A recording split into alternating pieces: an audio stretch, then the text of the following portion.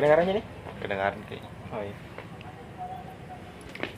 Kayak Anto beda beda anunya kalau cerita di depan kamera sama Iya. sama bicara bicara langsung gitu beda anunya. Kayak ada yang ngawasi. Apa aja? Udah tau mau bilang apa?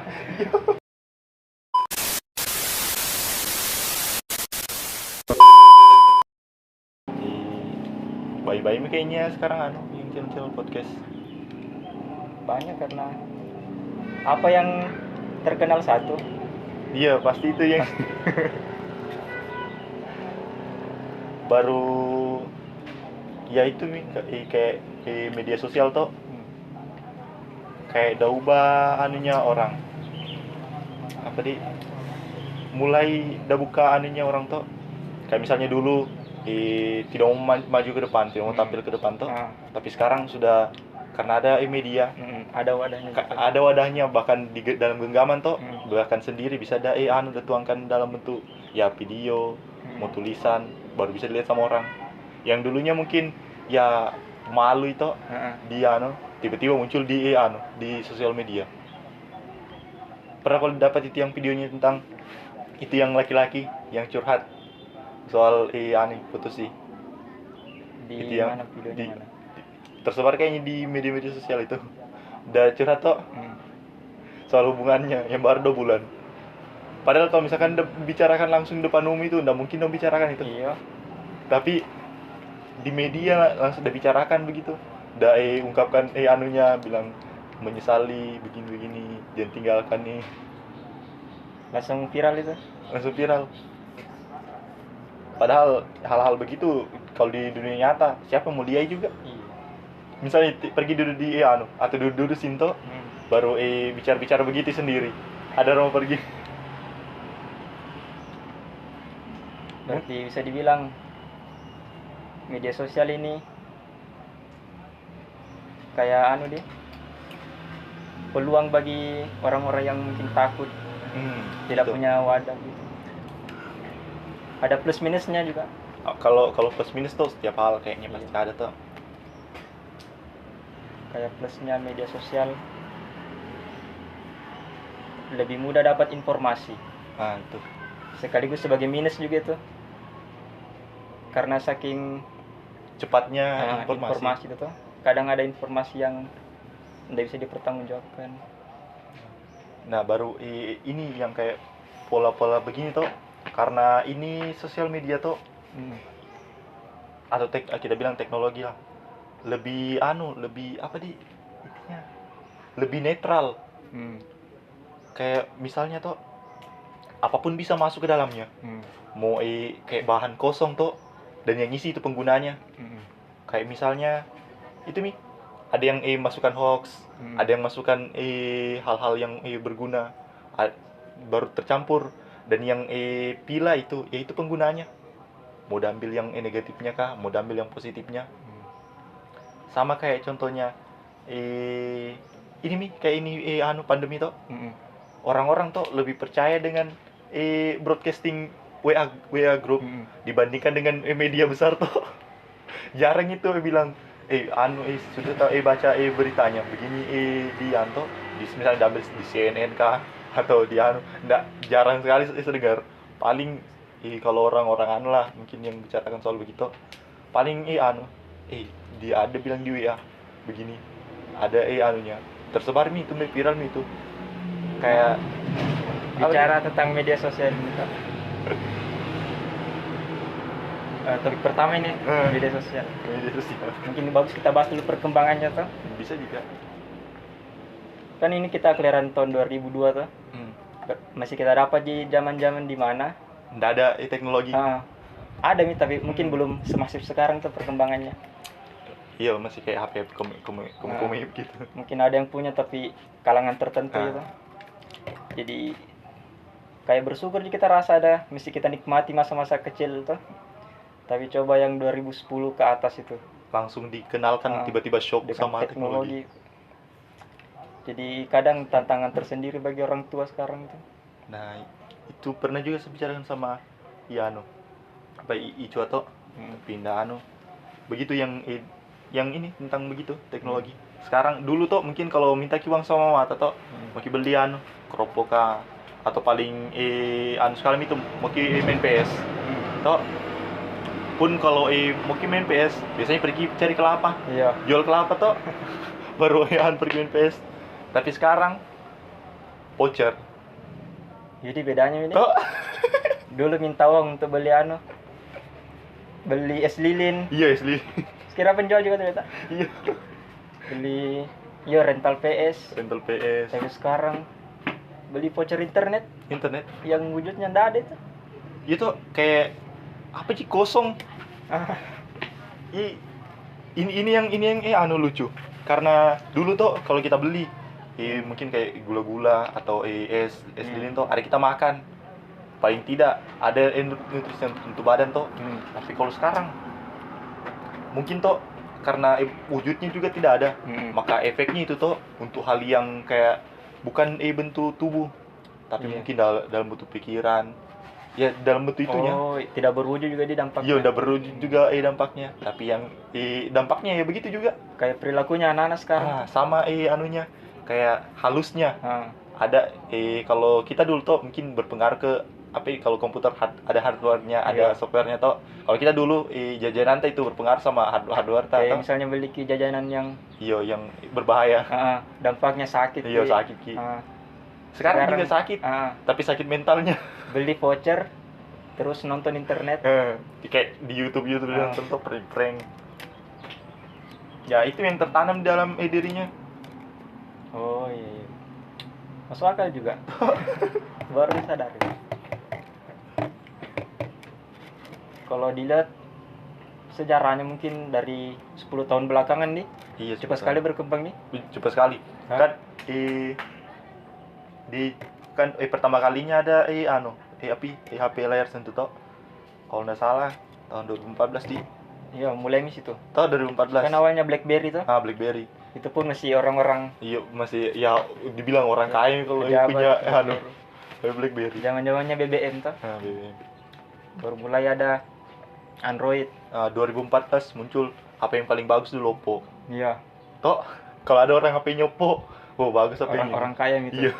Ada loh itu Oppo A7 juga berapa itu? Itu yang kayak datar belakangnya. Heeh. Di luar ekspektasi perkembangan. Iya. Baru dulu WA nggak ada toh. Mm-mm. Masih BBM di layar sentuh. Iya, Toh dari WA dulu. dalam itu keluar WA tapi berbayar. Iya itu. Berbayar. Sekarang sih baru gratis nah itu. Bisa dibilang. Baru teknologi kayak sosial media yang paling laris anunya bisa bilang kan Facebook toh. Hmm. Baru caranya itu Facebook pintar sekali kayak udah hadirkan mode gratis.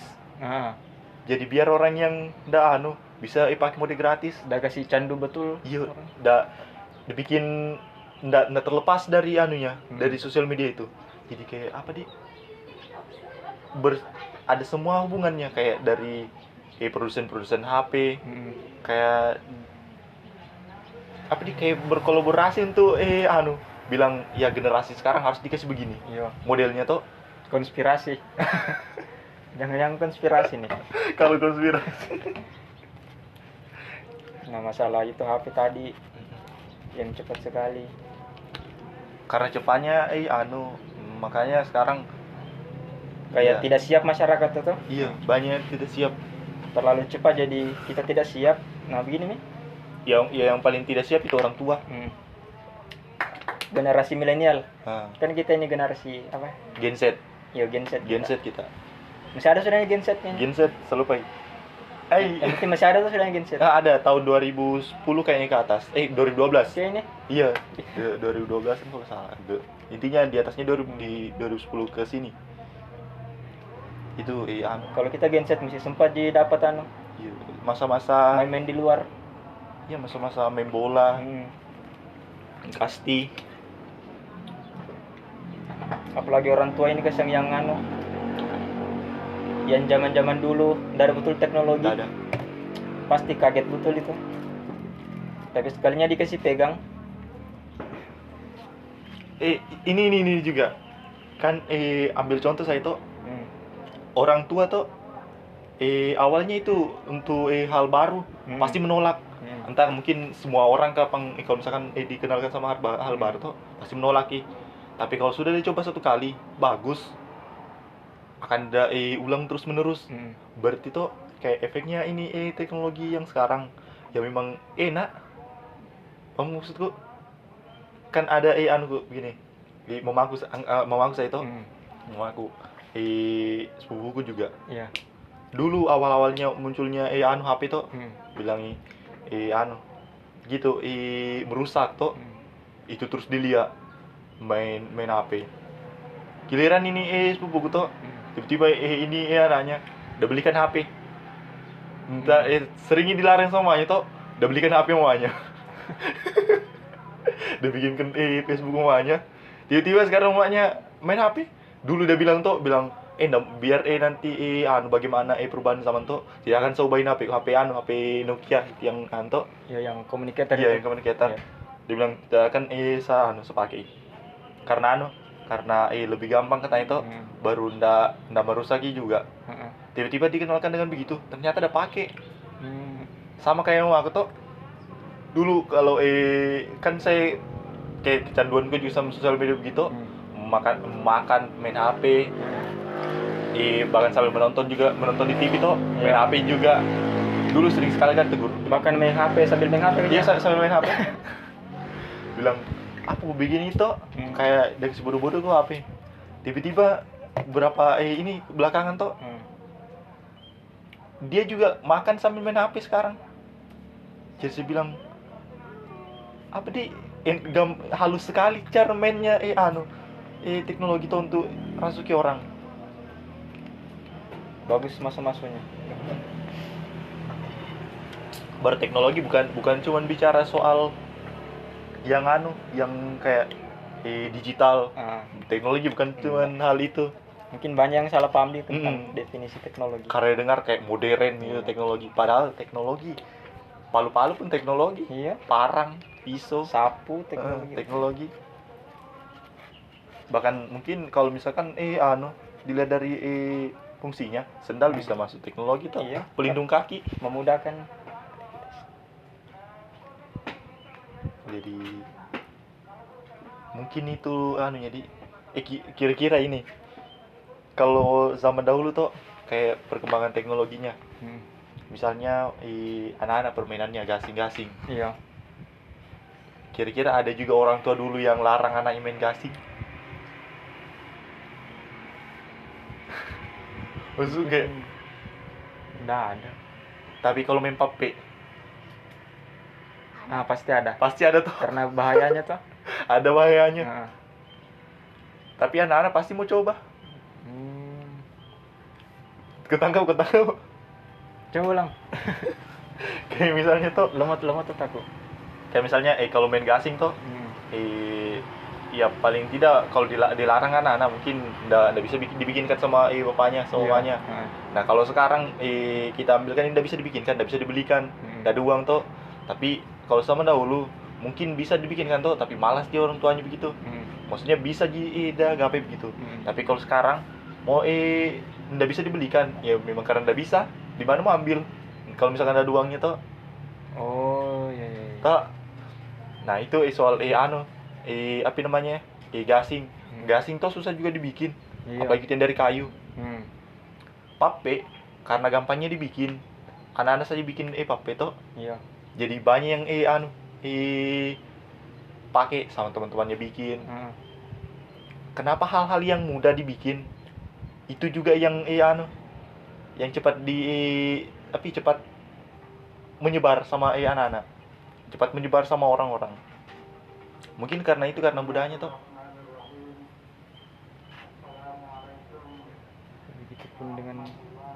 Begitulah dengan sekarang. HP lebih gampang semuanya diakses. Hampir semua orang kayaknya punya HP nih. Kayaknya. Apalagi Android itu lah. Yang terhindar dari Android teknologi bapak aku nih. HP komunikator saya tidak bisa pakai. Gaptek sekali. Gaptek sekali. Ada bagusnya juga sebenarnya. Itu. Harus seimbang tuh dalam rumah tuh. Cuman tuh karena ndak bisanya akses informasi. Itu juga yang ndak bagus, karena gampangnya dipolarisasi sama orang yang yang pakai teknologi. Misalnya kayak cerita sama teman-temannya, Oh iya. hal-hal yang ini temannya sudah di HP, yang dalam pikirannya orang itu HP ini betul semua isinya. Iya. Padahal nggak begitu, ada betulnya, ada salahnya. Nah dia kalau misalkan dia bilang temannya berita soal begini toh, udah percaya, walaupun kayak kadang ada lah juga ada saring-saring toh, Iya. tapi lebih sering udah percaya. Moga juga ingatkan nih, kadang ya kita anak-anak berhadapan sama generasi Kadang bingung kita kasih tahu tuh bilang, nggak begitu Pak, yang Pak. kayak kadang bilang tuh pusingnya mau juga kasih tahu sama orang tua toh. Di membantah kita nanti dengan suara keras. Durhaka kita juga. Jadi biasa diam jika saja. Iya, begitu aja yang Santo. Tapi kadang kalau misalkan anime itu terlalu bilang bahaya kalau misalkan dan ini baru kasih tahu lagi begini. Cuman ya begitu sih ya, efeknya. Mungkin tuh kayak bagaimana tertanam betul kayak di masyarakat stigma bilang orang tua itu selalu benar. Anak-anak berhadapan dengan orang tua kalah anak-anak. Baru istilah tidak ada orang tua durhaka. Padahal kalau misalkan Anto sebenarnya depan sih bilang bicara. Tapi yang pernah saya lihat begitu. Ada istilah orang tua durhaka. Yang kayak bagaimana? Contoh. Iya, kayak misalnya begitu ada 10 kalau salah. Dari ini sumbernya tuh dari almarhum Al-Jaber. Dia bilang tuh ada 10. Kayak misalnya membandingkan anak-anak dengan anak tetangga. Termasuk durhaka itu. Termasuk durhaka orang tua. Iya juga, karena masa anakmu tuh. Iya, sebenarnya kau yang salah karena kenapa bisa beda anakmu. Iya, kenapa anak tetanggamu bisa begitu? Sedangkan anakmu nggak bisa. Harusnya bukan ini anak-anak, bukan berarti Wendy, harusnya kau yang arahkan nih. Kenapa ini anak-anakku maksa cari arah sendiri? Iya. Nah, sama kayak dimarahi anak-anak di depan umum. Dimarahi anak depan umum tuh makin lama kelamaan ini sakit hati. Baru ujung-ujungnya tuh mati rasa. Maksudnya tuh kayak kebalmi dengan semua hal itu. Nah ini sebenarnya nggak bingung kak antara positif atau negatif dampaknya. Misalnya kayak sering sekali dibanding-bandingkan sama orang tuh, iya, sakit hati terus mikir begitu. Sering sekali orang tua tuh juga bilang kayak damareki misalnya tuh damareki. Jadi kayak biasa sekali kalau marah orang tua tuh terlalu sering begitu dimarahi gitu. Jadi kayak kita anggap biasa kebal mati rasa namanya. Mati rasa dengan hal-hal yang begitu. Lama-lama ini anak-anak kalau misalkan begitu pergi ya tidak ada mungkin rasa rinduin sama orang tua. Nggak ada yang ngemi orang tua. Nggak ada yang yang maunya orang tua ini anak-anak patuh, malah salah jadinya.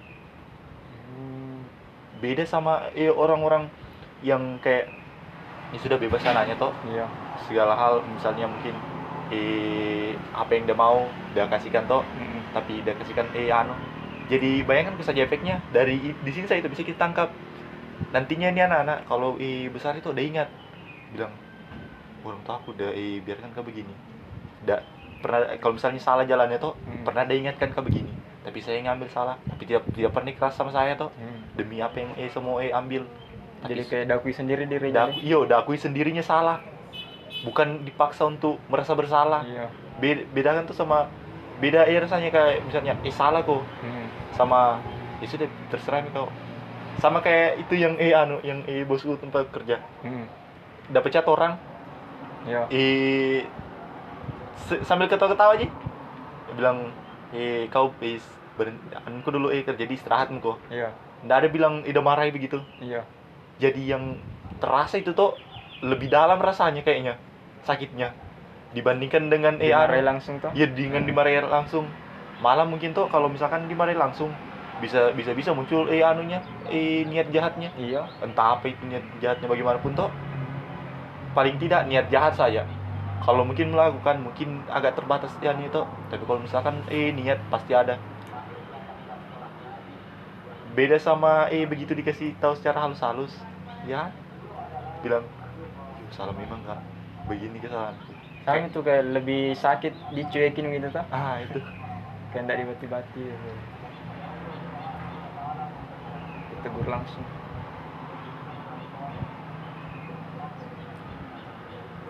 Oh, nggak mengenal anu ini. HP Android. Kembali ke tadi tuh. iya Nggak mengenal orang kaya yang punya ini. iya ya, Kayaknya semuanya. merata begitu. Mungkin dulu yang bisa akses internet tuh orang-orang anu gitu. Iya orang-orang Kan mahal dulu iya, pakai mahal. data. Sekarang mungkin terlalu anu tuh, tapi rumah-rumah gubuk saja iya bisa diakses internet. itu Sehingga sekarang tuh kan udah bilang pernah dosenku ini, dosen TI. Orang pintar itu orang yang menguasai banyak informasi. Tapi kalau dilihat dari konteks sekarang tuh kayaknya menurutku berubah definisi orang pintar. Orang pintar adalah orang yang bijak mengelola informasi. itu dia karena sekarang informasi siapa saja bisa Semuanya bisa. Kau tahu itu, saya juga tahu. iya Tapi masalahnya kau bisa bedakan tuh mana informasi iya yang bagaimana valid. caranya ditangkap. Itu iya masuk akal Masuk akal tuh? masuk akal. Karena informasi berlebihan sekali sekarang informasi. Kayak itu informasi tuh mau tak begitu. Cuman dari mungkin itu yang sering akhir-akhir ini Santo soal pola pikir. Ambil contoh kayak ndak di teknologi, contoh itu kayak misalnya soal hantu-hantuan begitu. Oh, waktunya di sini kayak kerja tuh di Silvana. Kan itu di belakang tempatku tidur. Bilang bos tuh bilang yang kerja rumahnya tukang tuh Iya. bilang di situ ada hantunya. Situ tempat situ. Iya. Baru bilang itu juga kayak tuh bilang itu Nasrul kan awalnya waktu pertama kali bermalam di situ sama kan Nasrul karena dia bilang ya oke lah kita begitu di sini mereka tinggal tuh supaya tidak terlalu jauh begitu pulang balik apalagi kalau malam baru selesai tuh. Iya. Tapi katanya malam itu dan dia bilang kayak mungkin udah lihat begitunya. Nah dari sini saya tuh sepasang. Kenapa saya tuh 1 bulan kan situ 29 hari saya pulang 1 bulan. Nggak pernah ada satupun bilang bayangan lewat kah atau pegang-pegang belakangku. Nggak ada. Baru yang ini dia bilang aku tuh baca kok saja apa itu ayat kursi begitu. Dan itu tidak harus saya lakukan. Kan kau tahu sekarang bagaimana tuh nggak ada saya lakukan itu. Soalnya di tempat situ saya itu tidak pernah kak. Paling kalau misalkan di pasar, di pasar tuh nggak pernah. Mau nggak pernah saya baca Al-Fatihah pun nggak pernah kan di situ. Yang saya lakukan tuh kasih bersih di area situ. Kasih bersih itu pohon pisangnya. Kan itu malam waktu datang roboh itu pohon pisang. Itu saya kasih bersih semuanya itu. Jadi suasananya tuh di situ kayak bersih. Suasana yang bersih tuh pola pikir kita juga pasti bagus. Nggak sesuai dengan lingkungannya. Berarti tergantung sugesti juga gitu deh. Iya itu nih. Nah masuk juga tuh kayak masyarakat nih. Lingkungan tuh mempengaruhi pola pikirnya orang. Tapi tidak menutup kemungkinan orang yang lahir dari lingkungan yang misalnya nggak ideal bisa jadi sesuatu yang bagus. Terlahir berbeda begitu. Iya terlahir berbeda. Tapi kalau istilahnya itu mungkin probabilitas maksudnya acak terjadinya. Orang yang mana yang bisa tangkap itu informasi dengan lebih bagus. Jadi kalau menurutku tuh solusinya begitu. Kayak banyak berita-berita bohong yang ditanggulangi mungkin bukan hoaxnya, tapi orang-orangnya. Bagaimana caranya negara bisa hadir sama orang, sama masyarakatnya untuk kasih tahu tuh bilang begini cara berpikir, arahkan cara yang berpikir toh. Paling tidak toh, kalau orang-orang tua mungkin susah lah dia umur 20 tahun ke bawah, atau dari anak-anak lah, dari SD, dari TK, untuk dibikin pola pikirnya toh bisa bagus. Karena kalau mau ditanggulangi penyebar hoaxnya tuh Iya. banyak. Bisa. Semua orang Setiap orang punya apa nih? kemungkinan Iya, punya menyebar kemungkinan. berita bohong. Nah itu dia. Sedangkan saya sendiri toh yang serasa diriku anti hoax. Kadang toh saya baca-baca lagi tulisan-tulisanku toh Iya. di Facebook. Oh ternyata ini salah ini. Ternyata saya sendiri Iya, penyebar hoax. saya sendiri penyebar hoax. Saya baca-baca lagi. Oh ternyata begini. Baru soal tidak menutup kemungkinan pun bahkan tokoh-tokoh agama. Yang ini yang paling waktu mas di sini terus bilang banyak pengalamanku bilang kerja di sini toh. Sembahyang Jumat, khutbah Jumat toh. Iya. Jadi Pak, begitu khutbah. Udah bahas soal jumlah umat Islam di dunia sekarang. Iya. Lebih paling banyak katanya. Sedangkan data-data yang menunjukkan saya toh, yang paling banyak sekarang dia Kristen. Islam ketiga berapa? Kedua. Kalau bukan ketiga, kedua. Ya Kristen yang ketiga. Iya, intinya jauh sekali perbedaannya toh. Kalaupun data yang kayaknya 2019 kita lihat toh. Kalaupun misalnya beranak pinak toh, nggak secepat itu kayaknya bisa dilambung itu jumlahnya di Kristen toh. Nggak tahu lah kalau misalkan perubahan itu, tapi kalau dilihat dari anunya nggak masuk akal begitu. Baru hal-hal yang kayak Islamofobia. Dia bilang toh Islamofobia itu kekuatan Islam. Islamofobia kekuatan Islam? Iya. Bukannya orang yang anti Islam?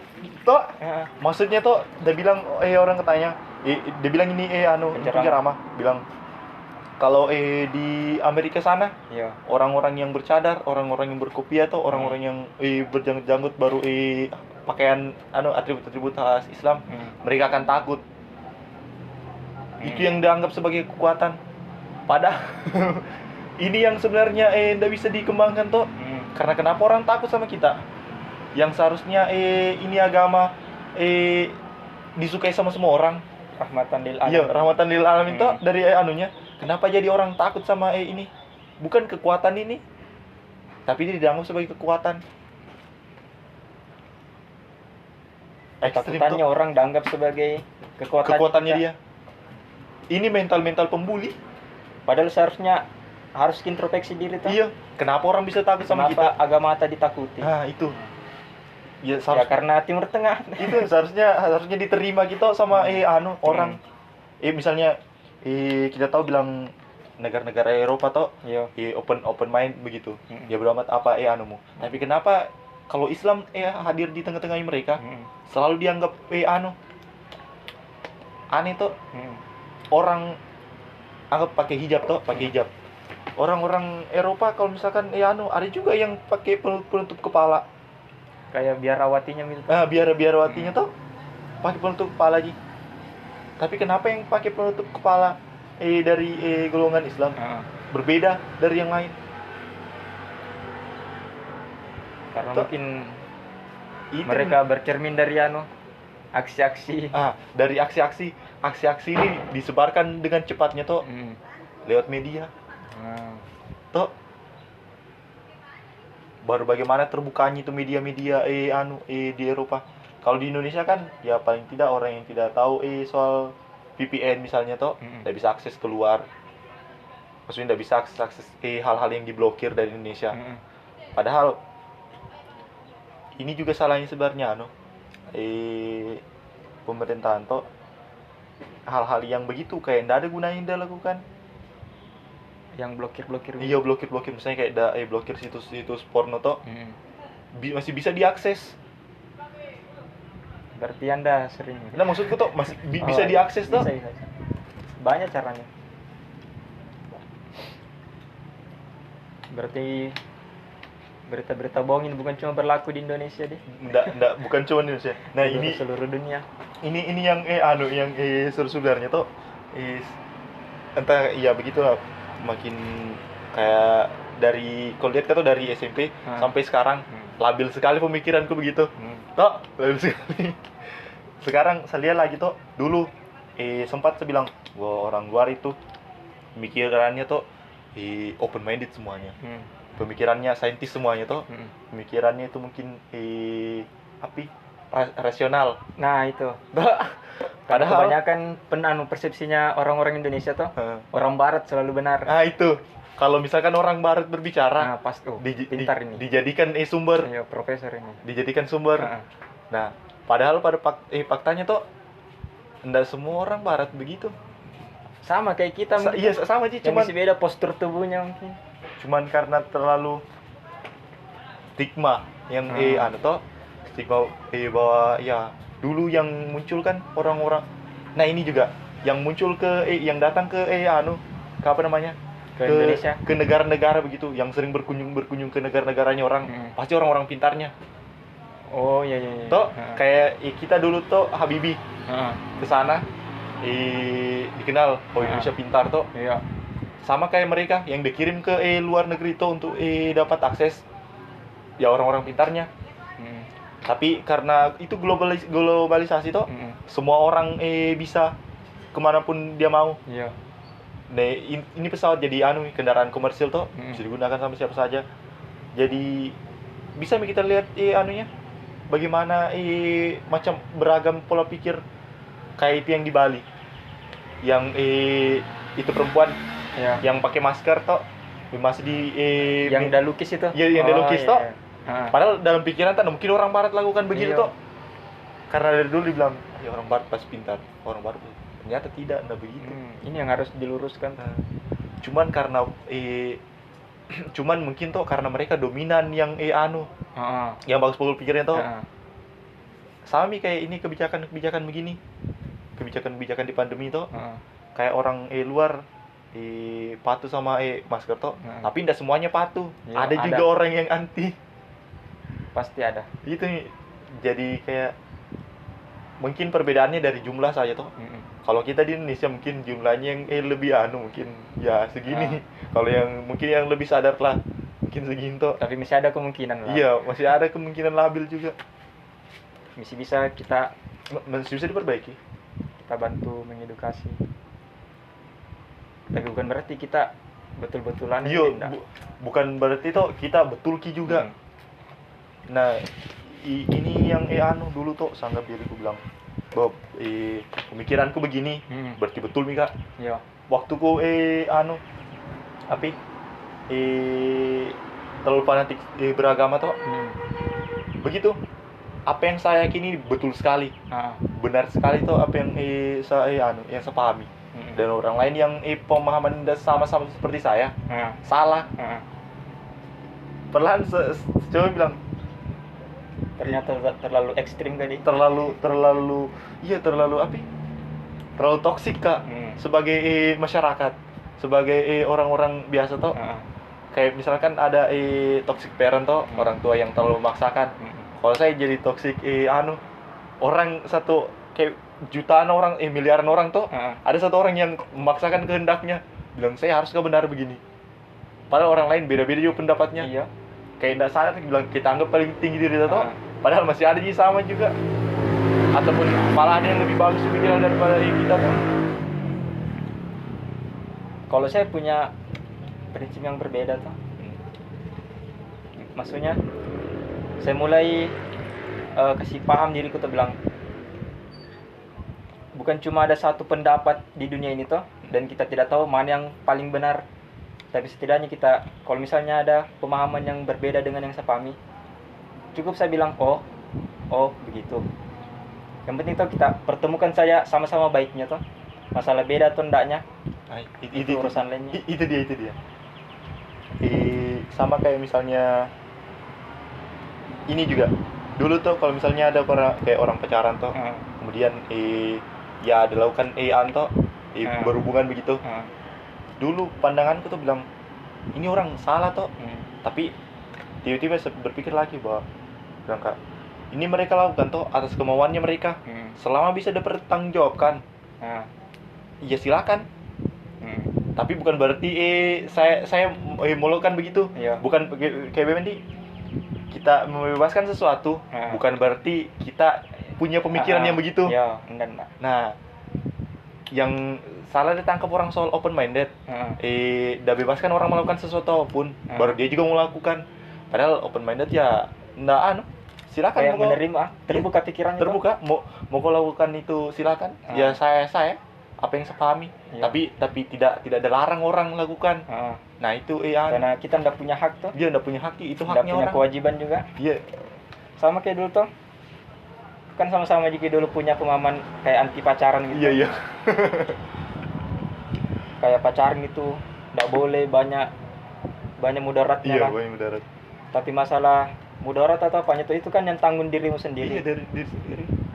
Kau melakukan apapun terserah. Kita tidak larang, saya juga tidak anti. Iya, tidak ada efeknya juga untuk kita toh. Karena tidak menutup kemungkinan tuh nanti. Iya, kita juga atau kita terlibat. Nah, itu dia. Tapi kalau masalah itu yang perbuatan kita tadi, berhubungan, hamil di luar nikah.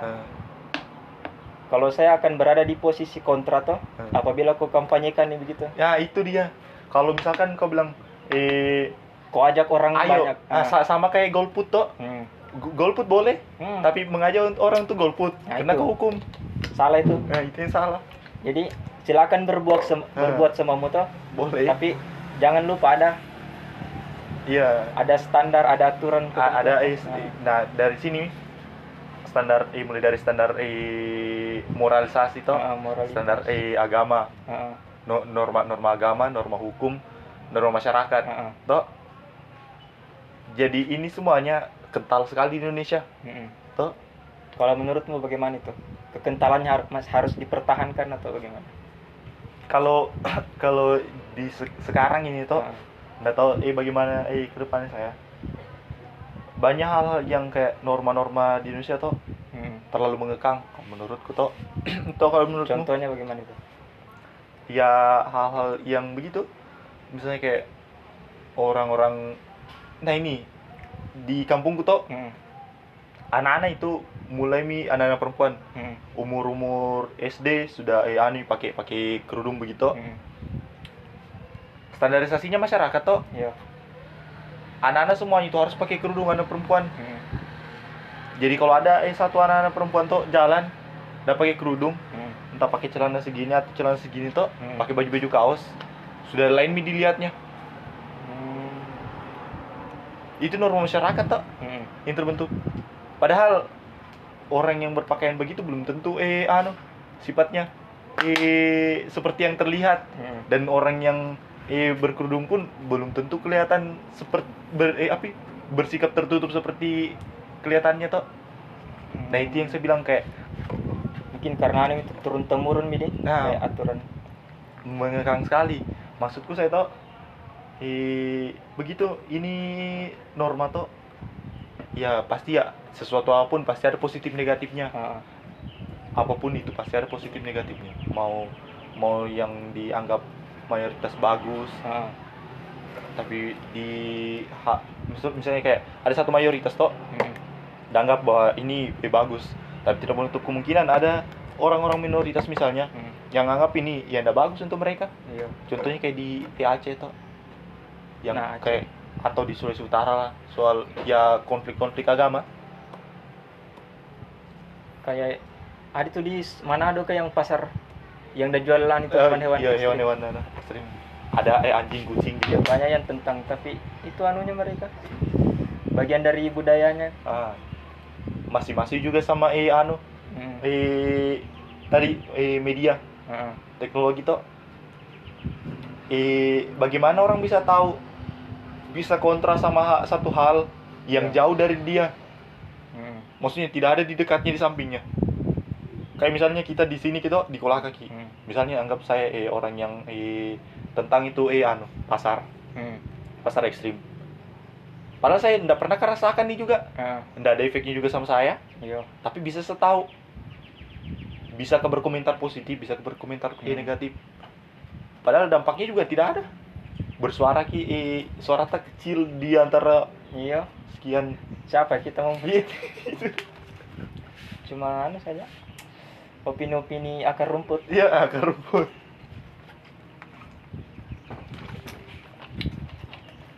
Tapi Tapi kalau orang-orang kayak kita sampai TPSD kayaknya suara ta. Itu pun kalau tidak dikontrol di suara. Palingan tuh paling besar suara tuh untuk orang-orang begini sosial media ji. Itu pun like-nya batasnya paling banyak itu kalau untuk bersuara begini 100 puluhan begitu. Syukur-syukur kalau 1000. Iya, syukur-syukur kalau 1000. Media sosial. Nah, bisa dibilang tantangan terbesar. Kalau berhasil kendalikan nih, bisa kita dapat cuan. Itu. Tapi kalau gagal kita dikendalikan. Ya sama kayak anak-anak yang sekarang main game tuh. Iya. Top up. Ada yang sampai 800.000 itu hari. Yang kaget mamanya dan dia. Yang marah-marah bapaknya sama mamanya di kasir Indomaret tuh. Kena kasihan batunya kasir Indomaret. Iya. Jadi kayak satu terlalu juga dampaknya. Tapi mungkin dulu juga berefek juga yang hal-hal begitu. Misalnya anak dia aja berenang. Kayak saya dulu toh. Iya. Sering kan dilarang keluar-keluar begitu. Tapi teman-temanku aja kata, teman-temanku main begini. Saya juga mau kak. Efeknya saya yang kena. Saya dimarahi. Saya dipukul toh. Jadi mungkin mirip-mirip mungkin tapi beda modelnya. Beda dampaknya deh. Iya, beda dampaknya. Tapi kalau menurutku tuh lebih berkepanjangan dampaknya yang sekarang. Iya, kalau dampaknya sekarang pasti. Iya. Efek kecanduan pun ada. Iya. Jadi sekarang narkoba mungkin bisa diperluas anunya. Maksudnya bukan cuma narkoba. Mungkin narkoba jadi ada online-nya di belakang tuh. Jadi semenjak kadang tuh semenjak internet semuanya jadi online. Ya online semua. Dulunya mungkin prostitusi tuh. Prostitusi. Ada tempatnya khusus. Kalau mau pakai datang ke situ. Iya, sekarang terbuka online. Bahkan yang main artis-artis. Yang itu pemain 2 garis biru. Sarah. Bikin lagi ulah baru-baru ini. Iya, itu yang Sam Pinocchio. Mantan suaminya Rahel. Iya, Samsun Neo tuh. Padahal apa nih? Dibikin satu film edukasi toh. Tapi padahal dulu toh waktunya awal muncul masih pemikiran Kuanto. Saya tentang juga film yang model itu. Karena maksudku dulu toh pemikiranku begini. Pernahkah berpikir begini? Ada film-film toh yang tunjukkan misalnya disuruh orang pakai kerudung. Tapi para aktrisnya, para pemain-pemainnya udah pakai kerudung. Toh walaupun tujuannya edukasi, tapi kalau dari dalam hukumnya ya ndak bisa. Iya. Mau bagaimanapun modelnya toh. Makanya kayak film-film edukasi toh dulu antika begitu. Tapi perlahan bilang ternyata ada manfaatnya toh. Mulai terbuka. Iya. Saya paham dengan hal korbankan satu demi 1000. Toh satu yang dikorbankan untuk menyelamatkan 1000 orang. Tapi sekarang yang saya pikir mending diselamatkan yang satu orang yang betul-betul mumpuni dibandingkan selamatkan 1000 orang yang tidak ada gunanya. Toh psikopat. Apa bedanya Anda dengan Adolf Hitler? Betul. Tapi misalnya kita ya walaupun kalau misalkan orang kan bisa dilatih. Tapi kalau misalkan dalam keadaan darurat, mending selamatkan satu orang yang bisa berdampak kayak misalnya dulu waktu Nagasaki Hiroshima toh. Nggak tahu ini cerita betul atau tidak, pernah aja cek kan soal guru-guru yang ditanyakan dulu. Iya. Ini kan cerita dari mulut ke mulut dari guru-guru tato bilang yang gurunya duluan diselamatkan. Iya, gurunya duluan diselamatkan. Ya, ini juga bisa diambilan toh. Orang-orang yang mumpuni dulu diselamatkan. Jadi ini dulu yang dah fokuskan toh. Terlepas betul apa anda itu cerita tapi bisa diambil hikmahnya. Ya, hikmahnya. Betul atau tidaknya ya anda pernah juga cek toh. Karena banyak kisah-kisah di balik ian. Oh ya, sama ada ini toh teori 20-80. 80% hasil dari suatu pekerjaan dihasilkan oleh 20%. Gimana jelaskan dia? Kayak misalnya kerja kelompok toh. Ya. Dalam satu kelompok pasti ada yang tidak kerja. Pasti. Sudah pasti itu hukum alam itu toh. Iya. Misalnya sebagian yang kerja. Nah, mungkin kita taruhlah 20%. 20% yang kerja ini toh menghasilkan 80% hasil dari kerja kelompok itu toh. 80% hasil dari kerja kelompok dihasilkan oleh 20% anggota kelompok.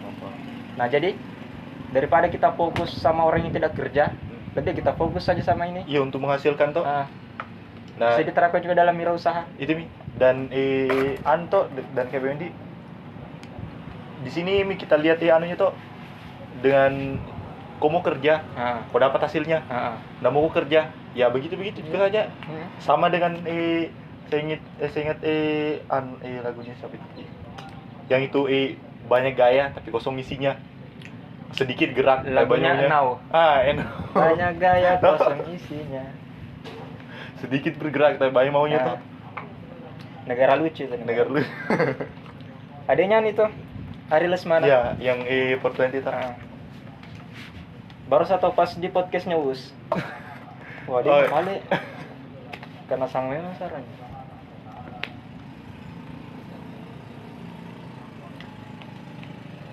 Sumpah juga nih tuh Us diserang di Twitter. Gara-gara ada dukung itu Sarah. Mungkin banyak orang yang salah tangkap tuh. Seolah-olah kayak Us dan normalisasi ciuman terus diupload. Tapi ini Sarah kan yang kedua kalinya ini. Iya. Pernah juga yang pertama. Oh. Sama pacarnya tuh kayak digrepe payudaranya terus upload di story. Tapi yang ini yang kedua yang baru-baru ini di close friend-nya.